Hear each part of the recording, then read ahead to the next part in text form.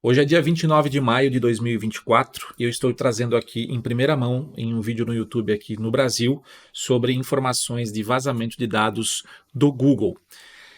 Vazamento de dados que tem a ver com a pesquisa, ou seja, a SERP, quando você procura algo no Google, digita lá alguma coisa e ele traz resultados. Qual que é a lógica que aqueles resultados aparecem? Quais são os fatores de ranqueamento? Segundo o que tem até o momento aqui de informações, esses dados foram vazados e aqui dentro tem dados que, digamos assim, ajudam a entender esse processo de fatores de ranqueamento. Quais são mais relevantes ou importantes aqui nessa história, ou melhor, qual é a lista mais próxima da relevância correta que o Google acha que tem que trazer os resultados de pesquisa. Importante, esse vídeo vai demorar, eu vou fazer um outro corte aqui, mas não vai ter edição, é só uma explicação detalhada, porque eu estou desde as 7 horas da manhã até 2 horas da tarde fazendo uma análise em cima de tudo isso aqui. Você pode ler, você vai ter acesso a esses links aqui, porque eu tenho que acreditar todo esse estudo a essas pessoas, e aqui tem muita informação. Só que, para profissionais, às vezes, que não têm tanto conhecimento de SEO, entender isso aqui é meio complicado. Meu objetivo aqui é mastigar ao máximo um resumo do que eu fiz para trazer para você. Aqui tem mais um conteúdo gigante, aqui tem mais outro conteúdo gigante. Inclusive, essas pessoas aqui, o Mike, por exemplo, né, e o Rand Fishkin, que trouxeram esses dados mais à tona e basicamente, essa pessoa aqui foi a responsável por trazer esses dados mais à tona ainda. Eu fiz um resumo do vídeo dele aqui também, eu vou trazer informações sobre isso, porque ele não apareceu até 7 horas da manhã, não tinha ele. Depois atualizou e veio informação quem que era, ele decidiu se pronunciar, porque o burburinho estava alto no mercado de SEO sobre esse tema. Tá? Realmente, esse vídeo aqui já alcançou 12 mil visualizações em poucas horas, e o canal dele tem 150 inscritos. Tá? Aqui é o seguinte... O que eu fiz? Depois do estudo todo aqui que eu li, que eu tentei entender cada passo aqui do processo, isso aqui é a API do Google, segundo informações. Alguns ainda profissionais estão desacreditando que isso aqui não é realmente uma coisa que é válida lá do fundo do Google, lá do algoritmo, mas outros acreditam que isso aqui tem lógica. O Google não se pronunciou ainda porque é tudo muito cedo para se pronunciar, isso saiu recente. Mas o que eu quero trazer aqui para você é uma ideia rápida, melhor, não rápida, de um resumo que eu fiz. Tá? Para profissionais que já têm conhecimento de SEO, profissionais que fizeram o meu curso lá, minha agência de SEO, vão entender isso de uma forma. Profissionais que não têm tanto conhecimento ainda vão entender de outra. Para Google Meu Negócio, não tem tantos dados aqui relevantes. Tá? Não há, até o momento não tem dados relevantes para Google Meu Negócio, mas sim para site. E aqui, mas é importante que todo mundo entenda isso aqui. Tá? Principalmente pontos que o Google ele reforçou que a gente tinha dúvida se isso funcionava ou não, e lá está reforçado que isso funciona. O que eu até agora entendi de tudo isso aqui? Que o trabalho que eu faço com os meus clientes e o trabalho que eu ensino para os meus alunos está 100% dentro do sentido do que está nessa documentação. Só que tem alguns detalhes a mais que eu olhando para cá, eu disse, opa, isso aqui eu posso melhorar. Isso aqui também dá para melhorar. Tá? Então, esse é o ponto que eu tentei anotar aqui e eu vou fazer um resumo para você de tudo que eu já resumi aqui, que deu 11 páginas de um Word, por exemplo, né? 11 páginas A4. Aqui, importante, eu vou selecionar cada ponto e vou tentar ler para você e explicar esses pontos aqui. Tá? Aqui, a revelação, né? O porquê que esse cara revelou a história. Basicamente porque ele entende que a gente foi enganado sobre os algoritmos de classificação do Google. Porque cada vez que os profissionais lá do Google ou os porta-vozes do Google traziam uma informação, eles falavam, nós não usamos tal coisa. E a comunidade de SEO tinha dúvida, mas vocês usam isso? Não, não usa. A gente não usa. Ou seja, eles negam muitas coisas, eles sempre falam de uma forma e a codificação que está aqui dentro está dizendo ao contrário. Então, é mais ou menos como se fosse algo meio político na história, onde as pessoas não vão mais acreditar no que os porta-vozes do Google vão trazer quando o assunto é o que tem a ver o posicionamento orgânico lá, o que faz melhorar ou não. Fato é que, assim, na boa, eles têm que esconder, porque se eles revelassem, ficava muito fácil. Tá? Ficava fácil para posicionar, mas eles não revelam oficialmente. Então, assim, isso aqui vai abalar muito o mercado no geral, tá? De SEO. Agora, voltando aqui, tá? E aqui outro ponto, né? O Google afirmou que não usa dados do Chrome e dados de cliques, né? Mas há indícios de que esses dados podem sim influenciar os rankings. O que é isso aqui? Quando eu estou navegando num site, por exemplo, se eu estou no Google Chrome, aqui eu estou no Edge, por exemplo, mas se eu estou no Google Chrome, todo clique, todo rastreamento aqui que eu faço, seleção, tudo ele grava. E segundo o que o Google pronunciou, não fazemos isso. Mas existe nessa API, nesse estudo aqui, que isso está acontecendo. Tá? Então, essas ações que eu faço aqui fazem com que o Google entenda que esse conteúdo parece ser relevante. O clique, interação, ou seja, profissional de SEO já tem esse entendimento. Mas o grande ponto aqui é tentar dizer, olha, vocês falavam uma coisa e a gente está vendo outra agora. Então, nossa, isso vai causar um burburinho gigante, porque quando o Google decidir se pronunciar sobre alguma coisa de novo, a galera vai cair de pau em cima. Tá? Outra questão aqui, motivação e transparência. A principal motivação para a divulgação não foi financeira, né? E ele diz aqui, mas sim a necessidade de que a verdade seja conhecida. A intenção é fornecer conhecimento acessível sobre informações que foram ocultadas ou distorcidas. Outro ponto, mesma coisa quase do tópico 1 ali, né? Interação com Googles. Aqui, esses Googlers, eles são, na verdade, pessoas que trabalhavam no Google, né? Então, o autor tentou criar um documentário com esses funcionários do Google antes de trazer isso à tona. Isso está à tona desde março, basicamente, ele já tem acesso. E ele foi divulgar isso recentemente. Só que não rolou, não deu muito certo, né? Para evitar problema, né? Experiência profissional. Em uma interação com John Miller, um funcionário do Google, o autor descobriu que os dados de cliques podem sim influenciar os resultados de pesquisa, apesar das negações públicas do Google. Então, assim, tem muito contradiz aqui no processo, tá? Importância dos dados de clique, né? É enfatizado que dados de clique e dados de Chrome são importantes para a otimização do site, podem influenciar a reordenação dos resultados de pesquisa. A personalização dos resultados é baseada em comportamento dos usuários semelhantes. Gente, isso aqui, para quem que é meu aluno ou para quem acompanha o canal, o que eu vivo batendo na tecla? Nós temos usabilidade, sempre falada aqui. Nós temos pontos de conversão, sempre falada nas minhas análises de SEO. Nós temos velocidade. Tudo o que faz com que o usuário tenha um benefício, um resultado ali, e ele se sinta bem dentro do site, vai fazer resultado acontecer de SEO. Ganha-se pontos. Eu não sei de que forma se calcula esses pontos que o Google dá. Esse site aqui eu vou dar um ponto a mais. Que forma que é isso? Eu não sei. Mas fato é que isso aqui foi agora validado. E assim, nada além do que eu trago aqui no canal, sempre batendo nessa tecla.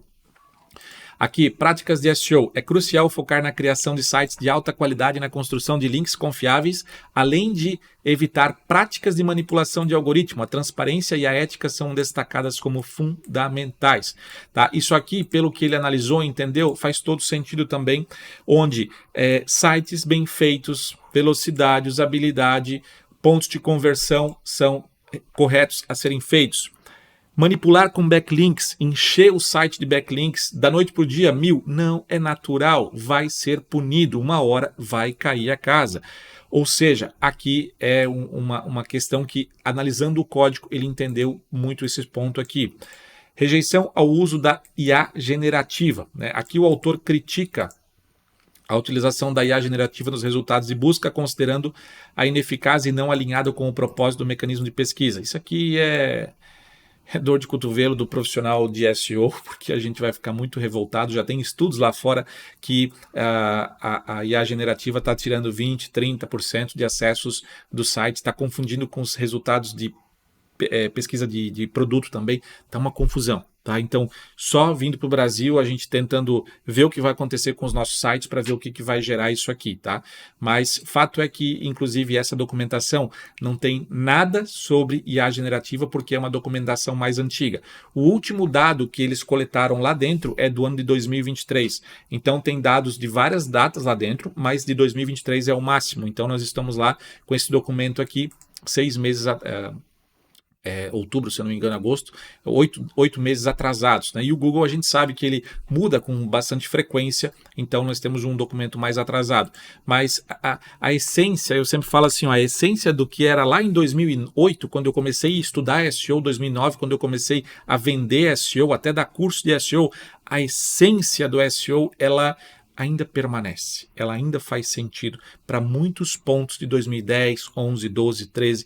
Então, assim, trabalhando corretamente, não tem erro. Os dados de usabilidade, conversão, isso tudo fazia sentido, velocidade lá no passado já, e cada vez mais foram enfatizados pelo Google no algoritmo, provavelmente, para que o resultado acontecesse, pela experiência que a gente tem dos resultados que nós temos com clientes. Responsabilidade dos profissionais de SEO. Profissionais de SEO devem se concentrar em criar sites excelentes que ofereçam boa experiência aos usuários, em vez de buscar atalhos, né? Enfim, coisa que já foi citada mais acima ali também. Tá? Aqui é o resumo desse vídeo que está aqui. Tá? Agora vem o mais pesado. Aqui para baixo, tá? Aqui começa todo um resumo do que eu fiz dos pontos mais importantes desses documentos aqui, tá? Vamos lá. O que nós temos aqui identificado? Esse NaviBoost aqui é uma ferramenta que eu, inclusive, aqui na escola de SEO, só para você ter uma ideia, eu coloquei um artigo aqui, ó, e esse camaradinho aqui, ó, esse NaviBoost, ele aparece várias vezes na documentação, tá? E esse carinha já foi mencionado em outro dado momento, numa questão jurídica que o Google teve, né? Então, ele é um fator de classificação do Google que foi descoberto durante o julgamento antitrust do Google com o Departamento de Justiça. Né? Aqui, o algoritmo é focado em melhorar os resultados de pesquisa para consultas de navegação. Ele usa vários sinais, incluindo cliques do usuário, para determinar os resultados mais relevantes. Ele lembra cliques anteriores com consultas até 13 meses, ou seja, ele grava todas. Imagina, um site que recebe clique toda hora tal, ele grava um histórico gigante de como que foi todo o processo de um usuário com aquele site, ou de vários usuários. Tá? Para SEO, o NaviBoost enfatiza a importância de uma navegação clara no site, usabilidade, e uma interface amigável, usabilidade. Os sites que são fáceis de navegar e fornecem uma experiência de usuário suave são mais propensos a classificar mais alto nos resultados de pesquisa para consultas de navegação. Essas mudanças exigem que os estrategistas de SEO se concentrem mais nos aspectos de usabilidade e navegação dos seus sites. Aí você vai lá e faz um site de R$300 e quer resultado. Você vai lá, faz um site de 500, de R$1.000 e quer resultado. Se o site não for feito com conscientização de usabilidade, pontos de conversão, velocidade, SEO técnico aplicado, já era. Tá? Já era. Por isso que hoje, em 2024, nós estamos, por exemplo, eu tenho a minha agência também de criação de sites, são sites personalizados a partir de 8, 9 mil, 7 mil reais, a gente começa a conversar sobre um site de 5 páginas personalizado. Né? Geralmente dá 8, 9 mil. Eu, por exemplo, esse ano já vendi, na agência a gente já vendeu lá site de 20 mil reais, de 30 mil, ou seja, indústrias que têm um conhecimento maior, que sabem da importância do site, eles entendem que tem que pagar um valor mais alto para fazer um site. Claro que aí também o mercado está cheio de enganadores, né? Então, paciência. Eu vendo a 10 mil, mas tu vai lá, eles fazem SEO nada, não fazem nada direito, tá? Enfim, isso eu vejo toda hora, tá? Um exemplo rápido, ontem eu fiz uma consultoria, na consultoria a pessoa falou, nós fizemos SEO com a empresa tal no passado, eu fui lá, abri o site da empresa tal, os caras nem sequer organizaram, nem botaram um description, nem título direito, o H1 estava com 3 H1, ou seja, o básico, a ponta do iceberg toda estragada. Qual que é a lógica? Tá, então assim, os caras cobram a nota, tal, diz que são os bambambam, fazem, mas a coisa não é fogo. O empresário se ferra no final, é triste a história. Aqui mais uma vez falando sobre que já foi. Então, o NaviBoost aqui a gente viu, importante, é um sinal de classificação que só pode funcionar depois que os pesquisadores clicarem em um documento de página web. Ou seja, como que ele pega isso? Ele vai dentro através do Google Chrome. Aqui, enfim, é uma anotação. Esse Rand Fishkin aqui, eu já vi palestra dele, se eu não me engano, no RD Summit, não tenho certeza absoluta, tá? Mas esse nome, eu acho que eu já vi também. Até esse aqui eu posso tirar fora, é uma anotação que eu fiz durante o documento. Vamos lá, aqui está o documento todo. Trecho para destacar no vídeo, né? O único objetivo dessa pessoa parecia bastante alinhado com o meu, né? Responsabilizar o Google por declarações públicas. Isso é o que o Rand Fishkin está falando. Enfim, com conversas privadas, documentação vazada e trazer maior transparência para o campo do marketing de busca. Só que assim, na boa, se o Google abrir toda a caixa de Pandora, qual que é a lógica? Né? Vai para o espaço aquele buscador, né? Se ele abrir toda a caixa de Pandora não faz sentido. Tá? Mas enfim, é que esse cara já foi desacreditado, falava uma coisa, o Google dizia que não e no final o documento diz que sim, agora foi uma confusão federal. Aqui, outro ponto, o que é o Google API Content, ou seja, esses carinha todo aqui, o que são, o que é exatamente isso aqui? De acordo com as minhas fontes de ex-profissionais do Google, lá, documentação como essa existe em quase todas as equipes do Google, aplicando vários atributos e módulos API para ajudar a familiarizar aqueles que trabalham em um projeto com os elementos de dados disponíveis. Ou seja, é um documento padrão interno lá do Google, ou seja, isso parece que partiu de dentro do Google. Um leitor razoável concluiria que a documentação estava atualizada desde o verão, né, referência de 2023, e até desde 2025. Tem documento, tem dados lá dentro que contabilizam isso. Então, poxa, quem vazou isso aí, pô, sacanagem também, né? Por outro lado, também estão presentes e possivelmente até atualizada a partir da divulgação, março de 2024. Aqui, enfim, né, não necessariamente isso aqui. Eu já li outra controvérsia em outro documento também que não falava isso. Aqui, um outro ponto aqui importante também. A pesquisa do Google, obviamente, muda massivamente de ano para ano, né? Então a gente tem que cuidar que isso aqui é um documento até um ponto e tudo que tem de IA já não está incluso nessa história aí, tá? Depois, aqui é uma coisa importante, né? Eu pediria aos leitores que não apontassem para um recurso específico da API nesse vazamento e dissessem: veja, essa é a prova que o Google usa XYZ em seus rankings. Não é bem uma prova, é um indício forte, mas é mais forte do que pedidos de patentes ou declarações públicas de Googles, mas ainda sem garantia. Ou seja, é fato que tudo que eu estou falando aqui é uma suposição, pode ser que não é verdade, mas poxa, tem muitos fatos aqui para dizer, não, pô, o cara veio a público, o cara botou a cara dele, né? Tem muito dado de Google ali dentro, então assim, tudo leva a crer que o que nós estamos falando aqui tem total sentido. E cola muito com o que o profissional de SEO faz, quando o profissional de SEO começa a analisar toda essa documentação, não necessariamente precisa analisar isso aqui, mas analisar os artigos que já foram feitos, cola muito a verdade do que a gente faz no dia a dia. Aqui, ele compartilhou aqui 5 das descobertas iniciais mais interessantes na análise dele, né? Algumas que lançam uma nova luz sobre coisas que o Google há muito tempo se supõe estar fazendo e outras que sugerem que as declarações públicas da empresa, especialmente aquelas sobre o eles coletam, foram errôneas. Como fazer isso seria tedioso e poderia ser percebido com queixas pessoais, dados ao ataque históricos do Google ao meu trabalho, ou seja, ele foi atacado pelo Google porque ele dava opiniões sobre tal coisa e falava, não, isso não existe, isso não funciona, e agora esse código está falando que isso é assim, que funcionava como ele falava, ou seja, uma loucura, né? Não vou me preocupar em mostrar isso, mas aí ele fala que o Mike fez isso, o outro cara botou lá na cara, ó, isso aqui o cara falava isso e no código está isso diferente, enfim, uma briga de gente aí. Aqui, Navboost e uso de cliques, né? Ou seja, isso aqui, cliques longos e curtos dos dados do usuário. Ele pega tudo, clicou no site, ele vai validar todas as informações, toda a história, tudo que tu está fazendo, arrastando, fazendo que nem eu arrastei aqui, clicando, indo para outra página. Ou seja, um artigo de blog, por exemplo, quando a pessoa entra e começa a ler ou navegar para um outro clique ou ter um índice no artigo de blog, clica e vai, e depois volta para outro índice, vai para outro. Ou seja, tudo isso é monitorado e o Google entende muito bem esses dados. Aqui eu quero levantar um ponto importante. Imagine um site novo, publicado. Esse site, quando é que ele vai começar a ter essa metrificação? Quando o bendito site aparecer em alguma posição no Google. Então, aqui é o grande detalhe, num artigo de blog, por exemplo, você tem que começar, nem que for com uma pesquisa que tem 10 pessoas pesquisando por mês aquele termo, ou 20 pessoas, ou 30 que seja, e é fácil de posicionar para aquele termo. É um artigo desse que você vai criar para que o Google comece a pelo menos ler, opa, tem alguém falando sobre isso, parece um conteúdo interessante, vou mostrar ele mais para cima. Clicou mais uma vez, clicou outro. Ou seja, agora o Google começa a validar. Opa, esse cara está em primeiro, com um artigo chechelento lá, em termos de poucas pessoas procurando, mas ele começa a validar o teu site, entender que ele pode dar uma nota melhor para o todo do site, para que outras páginas também se sobressaiam, o domínio inteiro, do conteúdo inteiro do teu site sobressaia. Por isso que é importante no marketing de conteúdo, fazer conteúdos que são fáceis de posicionamento para você, principalmente num site novo. Vale para novo e para velho isso também, tá? Uso de fluxos de cliques no navegador Chrome para alimentar a pesquisa do Google. Basicamente isso aqui fazem o mesmo sentido, tá? Aqui quando ele fala de fluxo, lá dentro tem um estudo lá que são fluxos, processos que vai automaticamente uma execução de o cara entrou, clicou mais uma vez, clicou mais outra, ficou tanto segundo. Ou seja, tem vários estudos aqui dentro da API que dizem que isso faz sentido, tá? Então esse é o tópico 2 aqui. Minha leitura é que o Google provavelmente usa números de cliques em páginas nos navegadores do Chrome e usa isso para determinar os URLs mais populares e importantes em um site. Aqui, por exemplo, isso aqui é velho já, tá? Isso aqui já é velho. Ou seja, sempre foi falado isso, ó, esses links que aparecem aqui é porque realmente são os links mais acessados, tá? E o Google basicamente tem isso dentro da API dele e até a conclusão dele é isso aqui, tá? Ou seja, ele também concluiu dessa forma, tá? Ou seja, isso aqui aparece porque são os links mais clicados no site.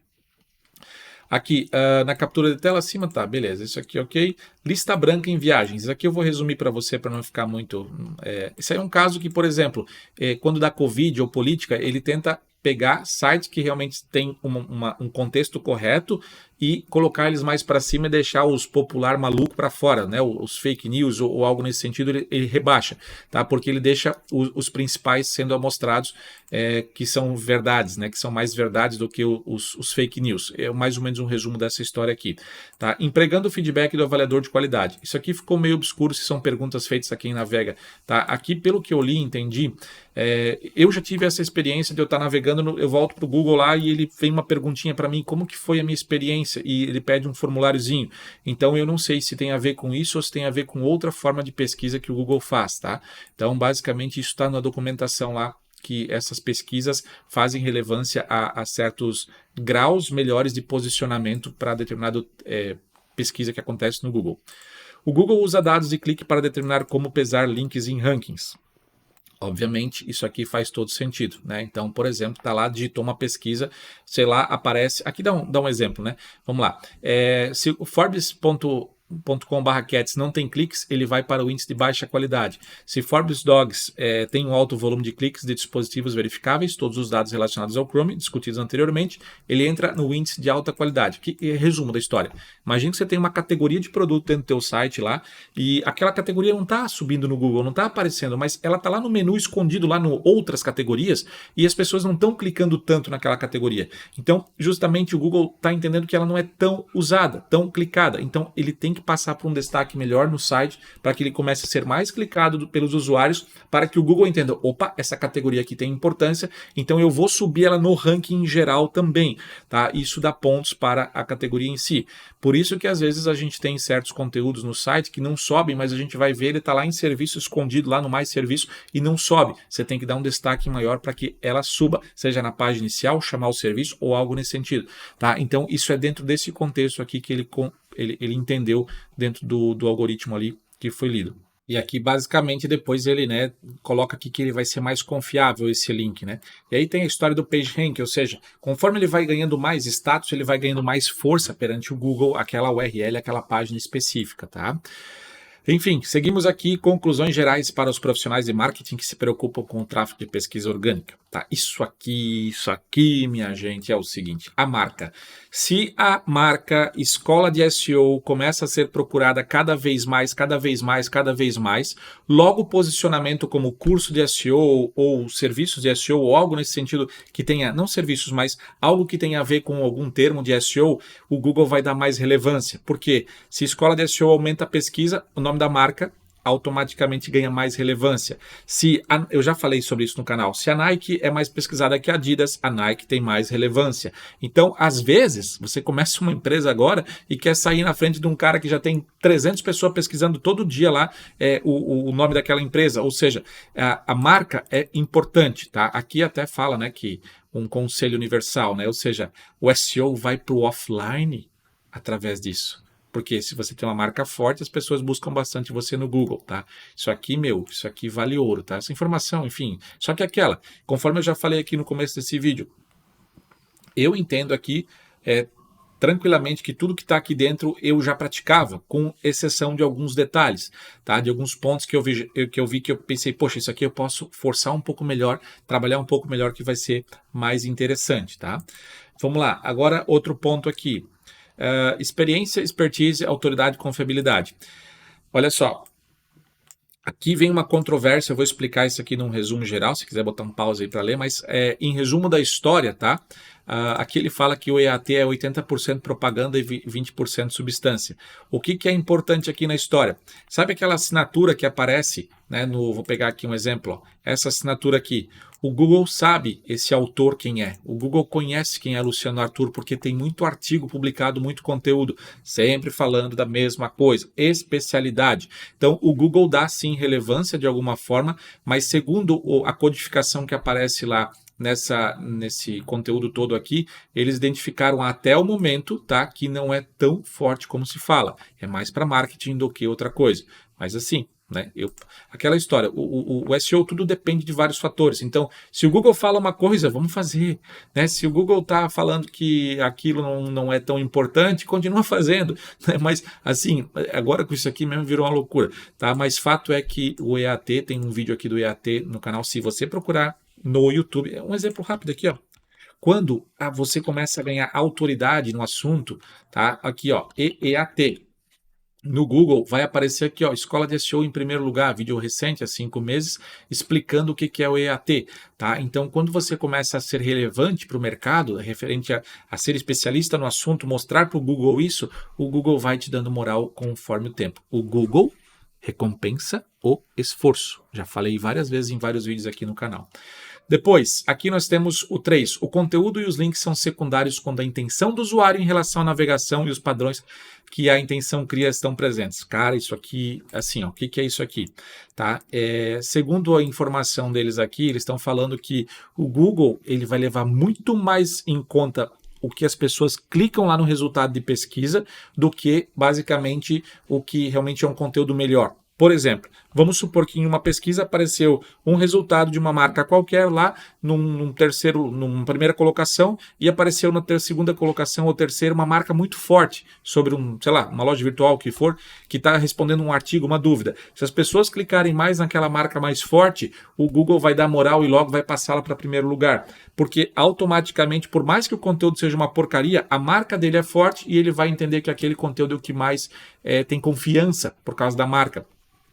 Isso foi um exemplo aqui em base da marca que eu citei lá em cima. Mas aqui ele dá um outro exemplo, uma outra ideia. Ou seja, ele está falando que se o usuário fazer ação, o Google vai validar mais isso do que o próprio conteúdo válido que tem lá dentro daquele site que está na primeira colocação. Né? Aqui ele dá o exemplo do Wikipedia. Né? Aqui, vamos circular esse aqui, amarelar, no final das contas. Aqui tem uma citação importante, né? Aqui, ó. Estendendo esse exemplo para a web mais ampla, né? A pesquisa como um todo, se você puder criar a demanda para o seu site entre os buscadores mais prováveis nas regiões que você está segmentado, você poderá acabar com a necessidade de sinais clássicos de SEO dentro e fora da página, como é o link texto, âncora, conteúdo otimizado e afins. O poder no Naviboost e a intenção do usuário é provavelmente o fator de classificação mais poderoso dos sistemas do Google, como disse o vice-presidente do Google. Ou seja, isso já saiu na mídia uma vez de alguém de dentro do Google. Vem essa história desse algoritmo que eles estão estudando ali, desse vazamento de dados, e confirma isso. Né? Ou seja, o poder do usuário é gigante. Um exemplo mais besta ainda, vamos pensar que você fez um artigo top, tem lá bastante palavra, bastante informação, tópico sobre o assunto, e eu vou lá, faço um artigo menor, com um vídeo, e que eu prendo aquele usuário lá e ainda no final boto umas perguntinhas para o usuário interagir na página. Ou seja, por mais que o meu conteúdo não seja bom o suficiente em termos de conteúdos, em termos de SEO em geral, mas se eu tiver um vídeo que prende o cara mais tempo, se eu tiver uma pergunta lá para o cara interagir, 2, 3 cliques lá dentro do site, o Google pode dar mais relevância para aquele conteúdo por interação do usuário. Esse é um resumo prático da história. Aqui, já sabemos, um sinal pode ser mais poderoso do que todo grande sistema de uma determinada métrica. Por exemplo, tenha certeza que o Naviboost sozinho é mais produtivo em cliques e provavelmente até mesmo em métricas de precisão e utilidade. Por isso, só do que o resto do ranking, né, BTW, enfim, não sei o que significa, engenheiros fora da equipe. Ah, tá. Aqui é o seguinte, aqui é uma menção que se fala lá, que as pessoas que estão dentro do Google lá, eles basicamente começaram a ficar com ciúmes desse Naviboost, porque ele estava detalhando, definindo mais as primeiras colocações, ou os primeiros colocados lá, ou a sequência de resultados, do que outros vários fatores que eles criaram ao longo do tempo, tá? Então, ou seja, esse cara aqui veio para revolucionar em base do usuário, tá? O que o usuário clica, o que o usuário faz e dá mais valor dentro de uma pesquisa. Vamos correr com esse conteúdo aqui. Aqueles que buscam ainda mais confirmação poderiam rever o currículo detalhado do engenheiro aqui, né? Eu sou o gerente do projeto, enfim, né? O cara que afirmou isso é o cara do Naviboost aqui, né? Então, enfim, isso aqui é uma verdade super absoluta. Deixa eu botar em amarelinho aqui. Aqui, fatores clássicos de classificação. PageRank, âncoras, PageRank tópico em base do texto âncora do link e a correspondência do texto vem perdendo importância há anos, mas os títulos das páginas ainda são bastante importantes, ou seja, títulos de páginas, aquela história que eu sempre falo aqui no canal. Não adianta você querer posicionar com uma palavra se você não tem um título, uma descrição legal que chame a atenção desse usuário. Então esses títulos são relevantíssimos demais, é a ponta do iceberg de SEO. Título, description e os Hs, é a base da base, que a maioria não faz, na boa, 99% dos sites não fazem isso e é por isso que tem muita oportunidade de SEO. Aqui o PageRank âncoras, né, ou seja, as âncoras também que apontam para os links dos sites também são relevantes, mas eles, né, conforme fala aqui, vem perdendo a enfatização dentro do que eles entendem ali como o que eles analisaram, tá? Depois, o item quinto aqui, para a maioria das pequenas e médias empresas e novos criadores, editores, o SEO provavelmente mostrará retornos ruins até que você tenha estabelecido credibilidade, demanda de navegação e uma forte reputação. Credibilidade. As pessoas têm que confiar no teu site, tem que aparecer para tu começar a ter clique, para depois tu começar a ter credibilidade. Demanda de navegação precisa ter, ou seja, tu tem que aparecer para ter essa demanda de navegação para os dados, esse Navboost te ler, entender o teu site para ver se é bom ou não é.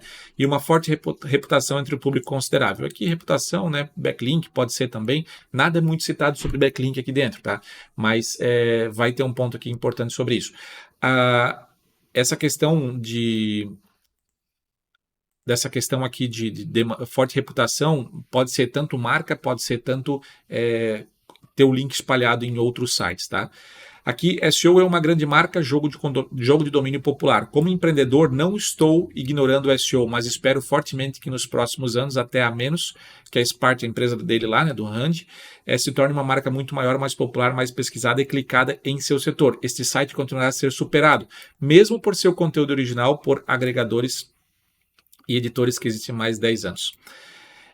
Assim, o que acontece? Aqui ele fala o seguinte, tem um estudo já de um cara, eu não botei esse link aqui, que ele diz o seguinte, que grandes sites, por exemplo, que falam sobre uma experiência de um produto, dizendo, os 10 melhores produtos de tal, 10 melhores celulares desse ano 2024. Só que aquele site só publicou aquilo. Ele não chegou a fazer testes oficiais para dizer que é o melhor, ele só publicou para ter link, para botar lá um link de afiliado, para poder vender aquilo, enfim, mas ele não tem a expertise exata nisso. Por exemplo, vamos pegar aquele comparador de preço, esqueci o nome, Buscapé lá. O Buscapé, o comparador de preço, ele não tem a prática de mexer e fazer o teste lá no celular ponto a ponto para saber qual é o melhor. Ele apenas vê dados e tal e bota lá. Agora ele compara ele, que é o Buscapé super forte, com alguém que só trabalha com celular, que só fala de celular no YouTube, tem uma força também, mas não tão comparada com o Buscapé, esse cara vai perder. Por mais que ele faz vídeo, ele testa na prática o celular, por mais que o conteúdo dele seja bom, a força vai ser maior do que já tem uma história na internet, tá? Por isso que você tem história na internet, anos, que nem eu tenho lá o meu domínio da minha empresa, desde 2005, né, tem história, tem automaticamente força ao sentido do que o Google prega, tá? Aqui isso é quase certamente verdade para outros criadores, editores e pequenas empresas. É improvável que o conteúdo criado tenha um bom desempenho no Google se houver concorrência de sites grandes e populares com marcas conhecidas. O Google não recompensa mais operadores sucateados, inteligentes e experientes em SEO que sabem todos os truques certos. Eles recompensam marcas estabelecidas, formas mensuráveis de popularidade e domínio estabelecidos que os buscadores já conhecem e clicam. Desde 1998 a 2018, mais ou menos, pode-se começar um poderoso volante de marketing com SEO para o Google. Enfim, aqui foi traduzido, né? Em 2024 não acho que isso seja realista, pelo menos não na web em inglês. Aqui é o seguinte, tem situações que a gente pode ganhar das marcas grandes, tá? Mas tem que fazer muito esforço para isso acontecer, senão a gente não ganha, tá? E o esforço, ele envolve o quê? Você ser muito especialista naquele assunto por muitas vezes, tá? Muitas vezes. Mas mesmo assim, a gente tem a chance de perder nessa história aí, tá? Eu vivo isso, tenho uma loja virtual lá que estou brigando, por exemplo, com a Netshoes, toda hora brigando tal, para artigos que nosso é 10 mil vezes melhor e de repente o Google Puff passa outro para cima. De repente vai lá, mexe mais um pouquinho, a gente volta para cima de novo, tá? Mas o fator de ser a Netshoes é super relevante, tá? Aqui, mais alguns dados informativos. Eu vou finalizar esse vídeo por aqui, tá? E nós vamos entrar os documentos da API, revelam algumas mentiras notáveis do Google. Depois eu vou trazer um outro vídeo, provavelmente na quinta-feira ou na sexta, com essas informações todas aqui, tá? Que aqui já entra, saindo do Run Fishing, entra no Mike, que vai fazer todo um detalhamento mais a fundo específico dessas informações, tá? E eu vou deixar esse vídeo aqui finalizado e amanhã ou sexta no máximo eu trago a continuação e explicação de tudo isso que temos até o momento. Assim, tem muita coisa aqui, como eu falei, se você que não tem tanta experiência fazer a leitura, é uma visão. Se você está me vendo e tem muita experiência, você vai ter outra visão sobre o que tudo está escrito dentro desses artigos que eu vou deixar como referência aqui embaixo no vídeo, beleza?